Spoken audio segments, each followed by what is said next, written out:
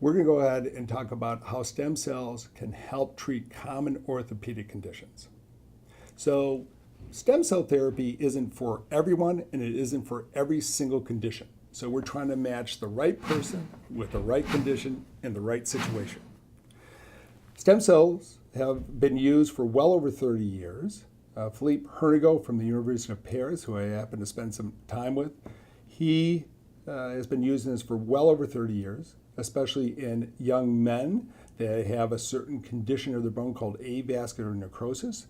And he has 30 years of experience with this, where he's been able to show that this type of treatment, the same treatment that we would use for you, has been given to young men that have this avascular necrosis of their hip, and 84% of them were able to go ahead and avoid a joint replacement. There are certain things, though, that we do have data on, and even some long-term data. Other times we have short-term data. Most of these have good long-term data to say with confidence that this type of therapy given to the right person in the right situation could help. So things like rotator cuff tears. We mentioned avascular necrosis of the hip and also of the knee. Also arthritis of the knee, certain bone infections, certain conditions of your ankle and your spine that may require surgical intervention, but if you add the stem cells along with it, your outcome can be significantly better. And we can look at just one recently published article in a peer-reviewed journal, meaning that other scientists and physicians have looked at this research and said that this is true research. And we're looking at how this bone marrow-derived stem cell treatment was given to very young men, age 30, that have a certain condition of their knee, and then they were followed for an amazing 12 years on average.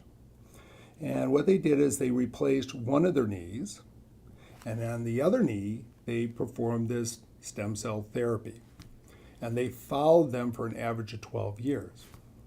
Well, what they found out was that the stem cell side did better, and statistically significantly better.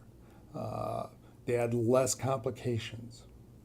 And most amazingly, at the end of the study, they asked the patient to point to the knee that they liked better, the one that they preferred, and 70% of them pointed to the stem cell side.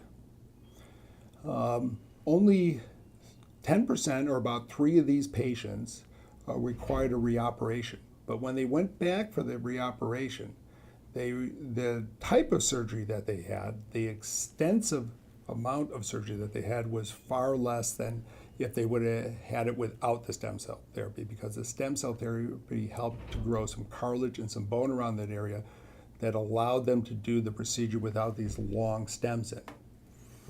So we do have long-term data on this, on the safety and efficacy of this treatment for common orthopedic conditions. And again, we need to match the right patient with the right condition and do the right treatment for you. So I think there are some things that can help you out, but it has to be the right condition with the right patient and with somebody who has the right amount of experience to get the job done. Remember that these are your cells for your healing. We just have to find the right indication for the right patient.